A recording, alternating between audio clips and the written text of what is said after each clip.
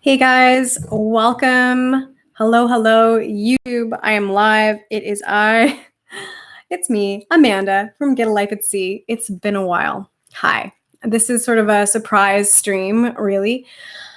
I didn't really post anywhere on social about going live. I just finished a live chat with the Get a Life at Sea crew in the Get a Life at Sea Facebook crew page. So if you're interested in checking that out, please feel free. If you go to the Get a Life at Sea Facebook page, there'll be a pinned post at the top talking about the Get a Life at Sea crew group that we have going. And that's actually where I just finished a chat. So I thought, having done that chat there, I thought I would come over here to YouTube and do sort of a summary of what we had a chat about in there, because I know a lot of you prospective crew, have questions about where we're at right now. So I know there's a few people here live, so that's awesome. Hello. So like many of you, we are all home due to COVID-19, a lot of us. And for those of you that are crew, and also a lot of my past clients, current clients, are on board ship right now. There are globally right now about 80 to 90,000 crew still floating out there on their cruise ships awaiting next steps for repatriation. So when that happens, we don't exactly know. It is slowly happening. I made some notes to go over, but if you do have questions, let me know in the chat, and we'll kind of go that way. So it's been a whirlwind. I mean, let's be honest. The world has changed a lot in the last few weeks. So as of March 12th, 2020, Princess Cruises was the first cruise line to shut down complete operations, and that was primarily due to the Diamond Princess situation. And all the other cruise lines really pretty quickly shortly thereafter, after March 12th, followed suit with Princess and shut down operations. And what a lot of cruise lines did was get to their ports and offload guests and keep the crew on board, or keep a skeleton crew on board and repatriate the crew that they could. And by repatriate, I mean sending your crew back to their place of origin, where they came from originally. So the problem right now is that, and why we have about 80 to 90K crew still on board globally. I mean, there's like 30 ships off the coast of Florida. There's a few ships off the coast of Australia. I mean, the issue now is that a lot of ports are not accepting the cruise ships in to then offload and repatriate crew. So that is definitely an issue. Or charter flights are being organized and then canceled, and then the ship comes in but has to go back out, and it's a bit of a kerfuffle, as you can imagine. So there are a lot of crew still on board their ships, awaiting next steps. I have a lot, and that's really what I've been doing the last few weeks, is supporting the crew that I've helped to place to the best of my abilities, answering questions, directing them accordingly, making sure they're okay, making sure they're getting home, or sending emotional support. So that's sort of what I've been up to the last few weeks, for sure. Slowly it is happening. I mean, there are crew going through quarantines right now and slowly getting home. There's actually some cruise lines that have just elected to repatriate the crew themselves.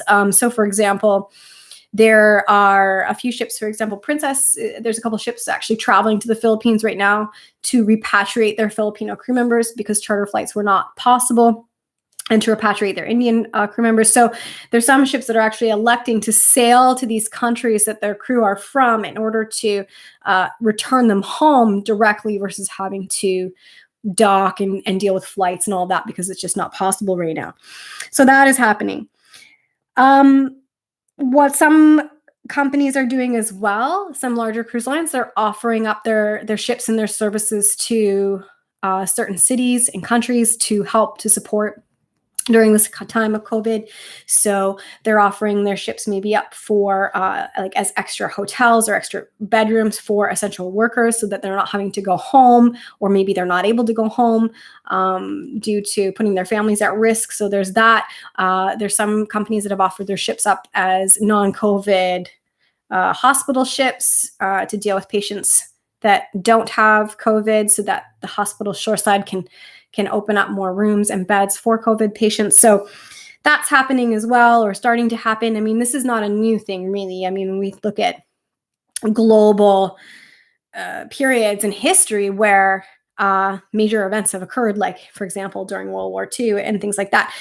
Cruise lines and ships were used in non-traditional ways for things like, transporting soldiers and transporting supplies and acting as hospital ships and things like that. So this is not a new thing that's happening right now. I mean, the shipping companies are doing kind of what they've done in the past, really.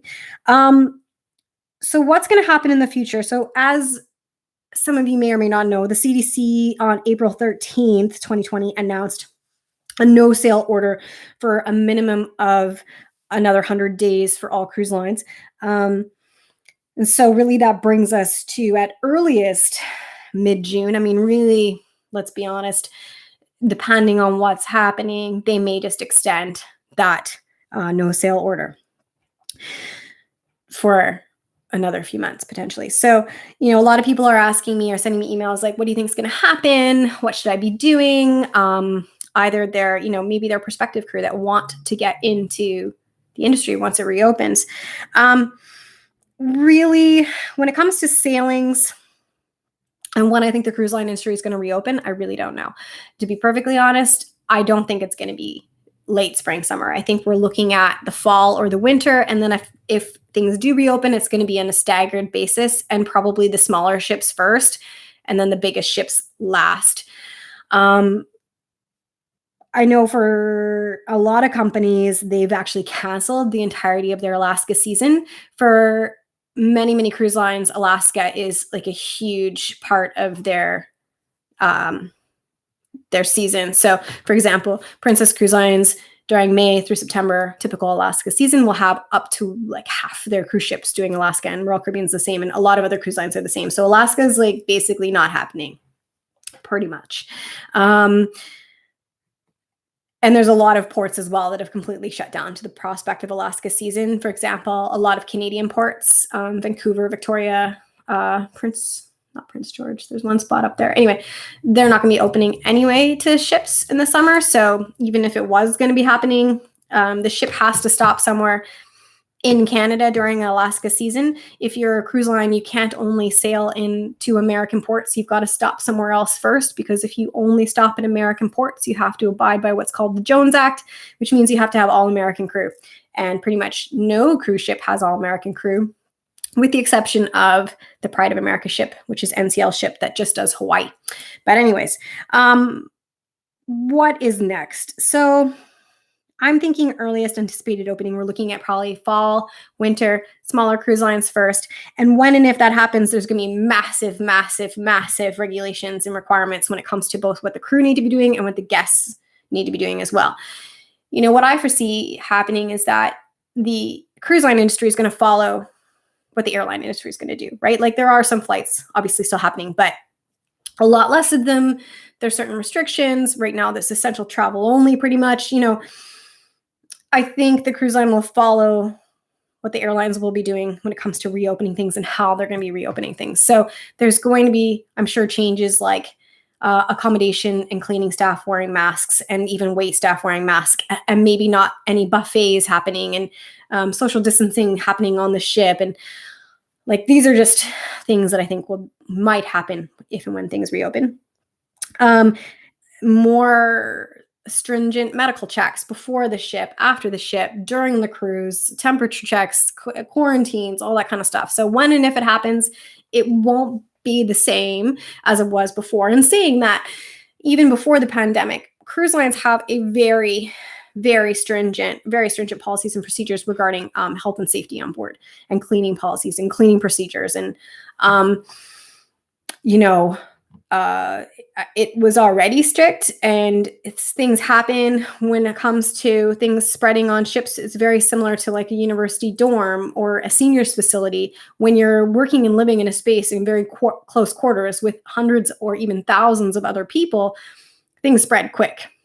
And so things are going to need to happen and be in place to mitigate. Obviously, when and if things reopen, there's going to be huge discounts, like massive discounts. So If you're a passenger, there's going to be some good deals coming on the horizon. And this goes to the question about what I think is going to happen for prospective crew and recruitment. I think there is going to be a massive wave of recruitment need when things reopen. You know, if we've got 80 or 90,000 plus crew still out there floating, a lot of those crew were near the end of their contract or almost at the end of their contract. And now they're stuck, in essence, for lack of a better word. And we don't know how long they're going to be stuck. It could be a month, it could be 2 months, it could be 6 months. We don't know. So some of those crew may elect not to come back, and they may elect to have a longer vacation to spend more time with friends and family once they get off the ship. So there will be a need for more crew and new crew to get on board when things start to reopen. Another question I've been getting is, what can I be doing in the meantime? You know, I've had a lot of prospective crew, and I've even had some crew that had offers from cruise lines, and they were supposed to be joining in March and April, but obviously that didn't happen or won't happen. So what do we do? So a couple of things. If you're a crew member who's already been hired, but you just didn't get on board, you had a contract, and now it's fallen through because of COVID-19, my recommendation is definitely for you to make sure you stay in contact with your administrator and scheduler at the cruise line's head office to make sure that you, every 30 days or so, you're sending an email saying, hey, it's me, I'm still interested, I'm still keen to go on when things reopen, just so they know you're around. A lot of cruise line employees are actually working from home, so I think it's very important to make sure you're staying in contact with your administrators if you've already been hired, to make sure they know you're out there and that you're still keen. If you're someone that hasn't started the application and interview process yet, right now, I wouldn't send anything regarding applications. Pretty much as of about a week and a half, 2 weeks ago, at least with the cruise lines that I work directly with, no one's really reading or accepting new applications right now. So I'd hold off on that. But what you can do is get your cover letter resume together, get it dialed in, we're all at home, we got time. Create your audition video, do a few takes of your audition video. A lot of cruise lines really love to see a great little 5 to 8 minute video with an intro as to who you are, why you're interested in working with them as a cruise line, and why you think you're a good fit for the position that you're applying for. So what can you do now? So getting your cover letter, resume, audition video ready is a great start. As I mentioned at the start of this video, it was funny, right at the start of this pandemic, like literally a few days before, I started a brand new Get a Life at Sea crew Facebook group. Yay, great idea. It was, and then everything, yeah. Anyway, so I'm still going in there live every week or two. It's a great little community. There's about 300-400 people in there now that are all prospective crew or existing crew that have worked on board cruise ships. So it's a wonderful place.